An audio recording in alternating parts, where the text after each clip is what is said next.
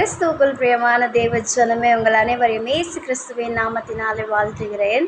இன்றைய தினம் கூட உங்ககிட்ட ஒரு விசேஷித்த வார்த்தை சொல்ல ஆசைப்படுறேன். என்னன்னா, அநேக நேரத்தில் நம்ம எல்லாத்தையும் இழந்த சுச்சுவேஷன்லேயும் ஒருத்தவங்களை நம்பி போய் அவங்கக்கிட்ட நம்ம ஒரு காரியத்தை கேட்கும்போது அவங்க ஹெல்ப் பண்ணாத நேரத்தில் நம்ம உடஞ்சி போயிடுறோம்.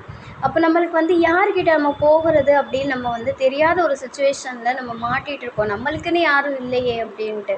நம்ம சங்கீதத்தில் எப்படியாய் வாசிக்கிறோம். சங்கீதம் 34:6வது வசனத்தில், இந்த ஏழை கூப்பிட்டான், கர்த்தர் அவன் நெருக்கங்களுக்கு எல்லாம் அவனை நீங்களாக்கி ரட்சித்தார் அப்படின்னு. ஸோ நம்ம ஒரு ஹார்ட் சுச்சுவேஷனில் இருக்கும்போது நம்மளுக்கு முடியலை அப்படிங்கிற ஒரு கட்டத்தில் நம்ம என்ன பண்ணுறோம், மனுஷரை நம்பி நம்ம அவங்கக்கிட்ட நம்மளுடைய பிரச்சனையும் நம்ம சொல்கிறோம். அப்போ நம்மளுக்கு அந்த இடத்துல சொல்யூஷன் கிடைக்க மாட்டேங்குது. ஆனால் தேவனுடைய சமூகத்தில் நம்ம அமர்ந்திருந்து நம்ம ஏசப்பா கிட்ட ஒவ்வொரு காரியத்தையும் சொல்லும்போது ஏசப்பா அதை சீக்கிரமாக நமக்கு செவி கொடுத்து நம்மளுக்கு ஒவ்வொரு சுச்சுவேஷன்லேயும் நம்மளை நீங்களாக்கி ரட்சிக்க வல்லவராக இருக்கிறார்.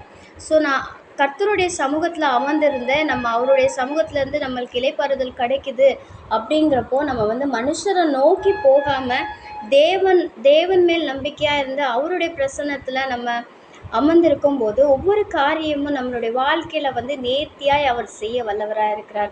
ஸோ நீங்களுமே உங்களுடைய சுச்சுவேஷனில் மனுஷரை நம்பி நீங்கள் ரொம்ப சோர்ந்து போயிருந்தீங்க அப்படின்னா, நான் உங்களுக்கு சொல்கிற குட் நியூஸ் என்னென்னா, தேவனுடைய சமூகத்தில் உட்காருங்க, அமர்ந்திருந்து அவரே தேவன் என்று அறிந்து கொள்ளுங்கள். நிச்சயமாகவே உங்களுடைய சுச்சுவேஷனில் தேவன் புதிதான காரியத்தை செய்ய வல்லவராக இருக்கிறார்.